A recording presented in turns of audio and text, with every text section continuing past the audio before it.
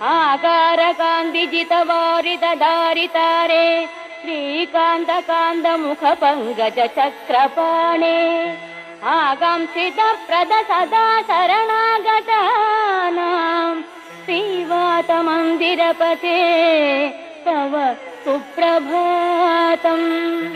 श्रीराजमानसुमनो मकुटाग्ररत्ननीराजिताङ्घ्रियुग भक्तजनैकबन्धो नारायणाच्युत हरे भगवन्मुरारे श्रीवातमन्दिरपते तव सुप्रभातम्।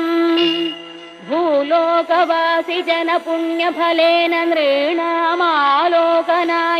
गुरुवायुपुरेऽभिरामे त्रैलोक्यनायक विभो त्वमिह विरासिः श्रीवातमन्दिरपते।